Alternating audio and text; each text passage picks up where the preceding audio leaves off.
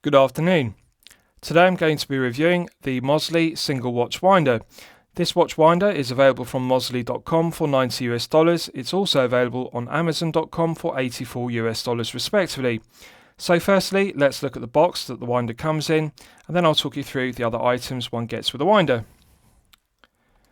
So the watch winder comes in this cardboard box, and as you can see, it's available in 4 colour versions: black, brown, orange leather, or alternatively carbon fibre. Of the 4 colour options, the black leather version we're going to be looking at is my personal favourite. So I'll show you the watch is well protected in shipping.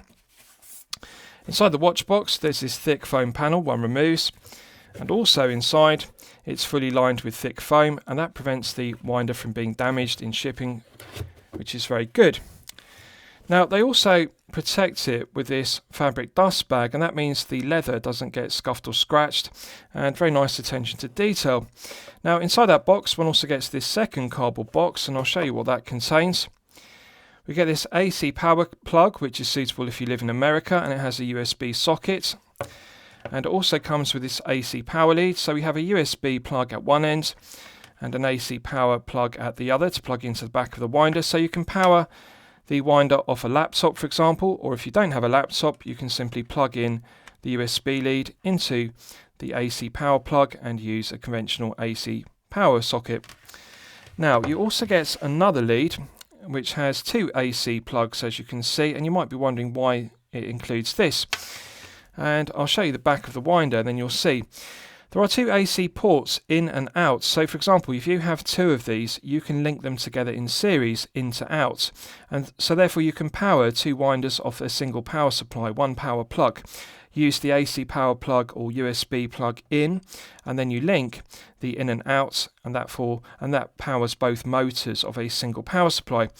Now for example if you're travelling or you're not close to a USB port or a power socket, you can also power it using 2 AA batteries. Now I've been testing this out using 2 Energizer rechargeable batteries because I wanted to see how power hungry the motor was when running off battery power. It's often the case that watch winders which have Chinese motors are very power hungry, and they run okay off the mains or off a USB power lead, but when you try to run them off AA batteries they quickly deplete the battery power, so really one has to power them off AC power only. But I'm pleased to report that this one is powered by a Japanese Mozsly motor. Now Mozsly motors are made to very high quality. They have higher quality control, builds quality materials than Chinese motors. They're also significantly quieter. Mozsly motors are made to run at below 10 decibels noise. So for example, if you have this winder in a quiet location like a bedroom on a bedside table, it's not going to disturb you and keep you asleep with a humming or buzzing noise from the motor. And that's often the problem with Chinese watch winders with Chinese motors. The motors are power hungry, and also they make a lot of noise. They make a humming or buzzing sound, and you can't keep them in a quiet location next to your bed, for example, to try and sleep in the same room. So the Mozsly motor in this Mozsly single watch winder is very quiet. It is running below 10 decibels. One can hardly hear the noise of the motor running. It's running at the moment, and you can't hear a buzzing or humming sound being picked up on one microphone. That is how quiet it is. So it's fully covered in leather, which is genuine leather, nicely stitched around the perimeter, and on the base the stitching is done to a very good standard, no loose stitches. We also have 4 rubber feet, as you can see. Now some watch winders are made from wood, which is lacquered, and they don't have rubber feet, and the problem is the wooden watch winders, they slide about on top of a desktop, and if the desktop is polished or lacquered, the wood scuffs it, and it also scuffs the lacquer on the watch winder itself. But with this one, because it has the 4 rubber feet, it means that it doesn't slide about. So when you put it down on a desktop, as you can see, there's no vibration from the motor, and it doesn't slide about, and of course it won't scuff the desktop, and it's coated in leather in any case. But nice attention to detail to have the 4 rubber feet. They could have just left it with the leather, but this prevents the base of it getting scuffed or scratched as well. Now with regards to the cap, as you can see, it's aluminium, which is brushed satin finished and glazed with glass. Very silky smooth threading, very well machined. Nice thread on the interior, and as you can see there's good depth to it. Now this is often a problem with other Chinese watch winders. There isn't enough depth. The watch isn't recessed enough inside the housing of the winder. And the problem with that is the crystal, especially with double dome sapphire crystals and bezels which are proud, they foul the inside of the door or the window, or alternatively the cap if it screws on like this one, because they're not recessed deep enough inside. And that means if the watch isn't a good tight fit on the padded pillow cushion and it flops about, the bezel will inevitably catch the inside of the glass and therefore scuff it, and also the crystal itself will get scuffed because it's rubbing against the inside of the cap or the lid. But with this one, I really like that they've recessed it enough, and also in addition to that, there's good depth. If you look at the aluminium portion, you can see it's deep, and so therefore there's absolutely no risk of the watch fouling the inside of the cap. As you can see, immediate thread pickup, it's very smooth.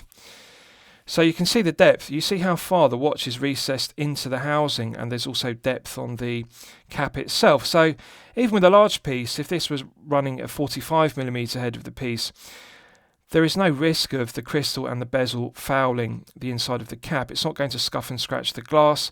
Now the other thing I like is it's a nice tight fit on the cushion. So as you can see, it comes with two cushions. I'm using the larger rectangular shaped one. This is a rubber one which is soft and it feels like sponge material, and it will compress down to 6 inches. So if you have a 6-inch bracelet, this will fit, a nice snug fit if you have a 6 to 7 inch wrist. If you have a 7 to 8 inch wrist, you will use the larger rectangle block which I've put inside, and I'm going to show you that. So I'm just going to switch it off, and then I'll remove my Black Bay 58 and I'll show you. As you can see, this is the larger block, and it's fully upholstered with felt. Nice tight fit to an 8-inch bracelet. So as you can see, it's upholstered with velour, and then we have fabric carbon fibre effect pads at each end. Now this is also very easy to compress, and it will squash from 8 inches down to 7. So you use this for 7 to 8 inch bracelets, and use this one if you have a smaller bracelet of 6 to 7 inches. So it's good to get the two different versions included.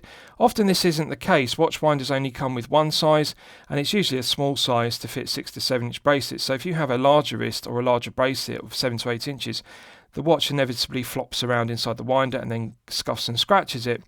So it's good to have the two ones, and as you can see, I'll just fit my Black Bay 58 back on this one. You'll see how tight it fits.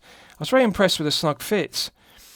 And this is for 8 inches, and as you can see, it's a really tight fit with all the links of my Black Bay 58 bracelet, and it doesn't flop around. It doesn't feel like a sloppy fit. It's a nice tight fit, so therefore it's not going to slide around inside the winder. Now it's also a very good interference fit. It does compress and it does feel quite firm on the sides, so it's a really snug fit to actually press it into the body of the winder, and I'll just show you. One has to really push it in, so there's absolutely no risk of the watch coming loose and getting damaged. And I'll put the cap back on, and you can see really good thread pickup, so it's very well machined. So nicely finished, and I also like the Mozsly emblem and brand logo, which is in gilt, and it's just the leather is very aesthetically pleasing.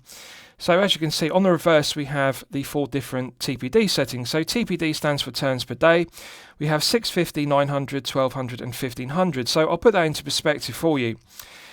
If you have an NH35A or a PT5000 with a 40-hour power reserve, as an example, typically you would need to manually wind that movement by 40 clockwise turns to manually wind it to its maximum 40 hours.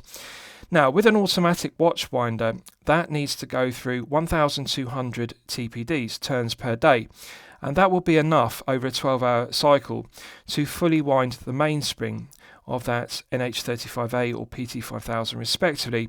So 1,200 turns per day is the most common setting for 40-hour power reserve automatics, but however, with watches that have automatic movements with higher power reserve, such as 60 or 70 hours, for example, my Black Bay 58 has a 70-hour power reserve, it needs more winding.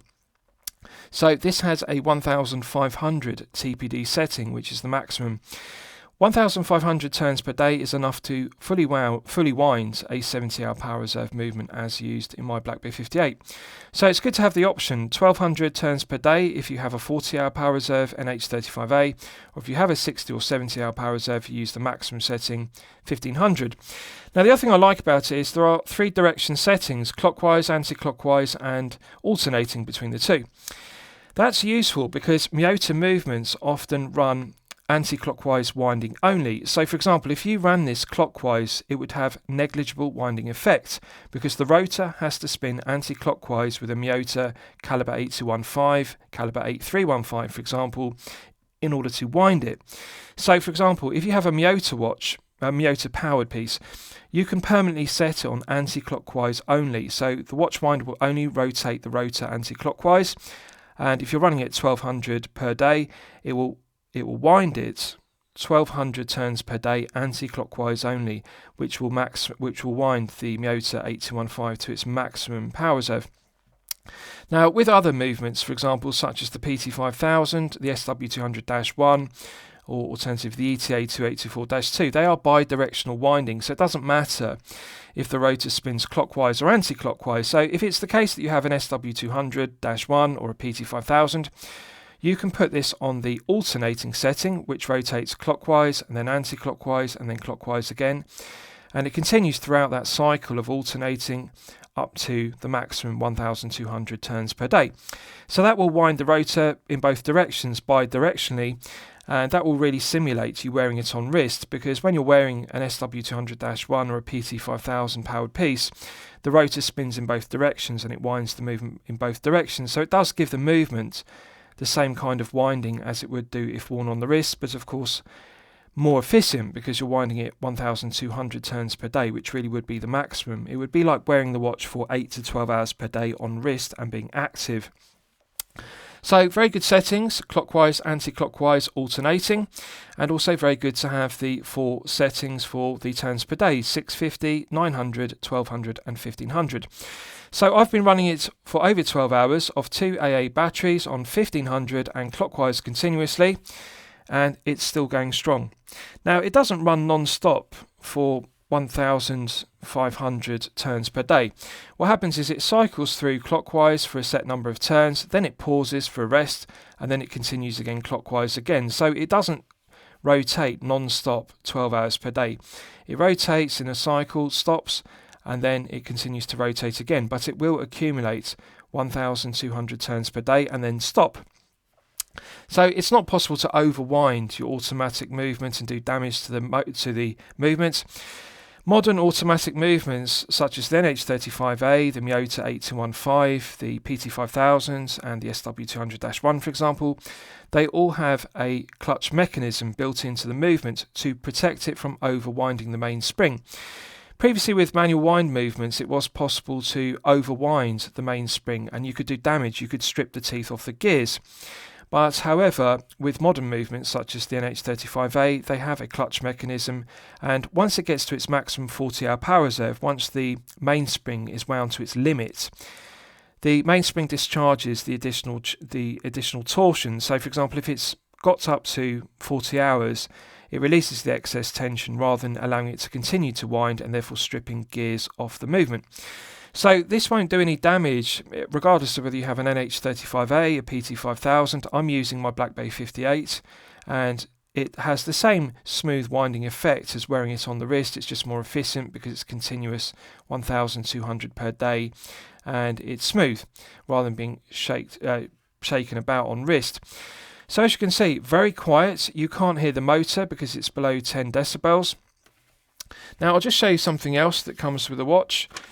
There's this setup leaflet which details the TPD, 650, 900, 1200, 1500. It gives you setup instructions, also shows you how to plug in the power leads, including the lead to link up the 2 winders. And on the reverse it also has some installation notes. And if you're in any doubts, this owner's instruction manual is very concise, clear, concise diagrams, translated into multiple foreign languages. It's very thick, high definition pictures and diagrams, included in English. And of course you've got the Mozsly branded microfiber polishing cloth as well. So it's good to get all the kits. I like the fact they've included the power plug if you live in America, and if you don't live in America. If you're in Europe, you can use the USB plug. And of course, you've got the lead to link them up.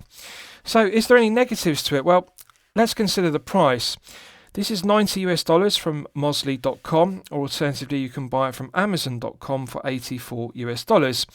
Now, yes, there are less expensive watch winders available on Amazon, eBay and AliExpress. They are made in China, like this one, but they use Chinese motors, and as I've detailed, with watch winders it's a case of one gets what one pays for.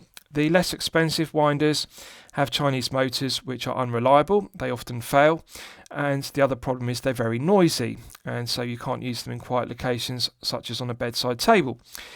But this one has a Mozsly motor made in Japan, running at under 10 decibels, and therefore it's very quiet, very smooth and incredibly reliable. So yes, it's worth paying $84 to get a Mozsly motor powered watch winder, because it's the difference between buying a watch winder and it failing in 3, 6 or 9 months, and buying a watch winder with a Mozsly motor and it lasts for 5 to 10 years. So really, it's the reliability and also the fact it's quiet. That is what you're paying for. Now, the other thing I like about it is this is leather coated. It's not plastic, and it's not wooden, which has been lacquered. So I really like the look of it, and it's available in black, brown, orange leather, and carbon fibre. But this black leather really is very aesthetically pleasing. And also, like the brushed aluminium, it's nicely brushed satin finished as well. So it's very aesthetically pleasing. No negatives to it whatsoever. I'm going to declare it excellent quality and excellent value at $84, and I'm going to declare it a champagne watch winder for lemonade money. I hope you've enjoyed my review of the Mozsly single watch winder. Please feel free to post your own comments below the video. Thank you very much.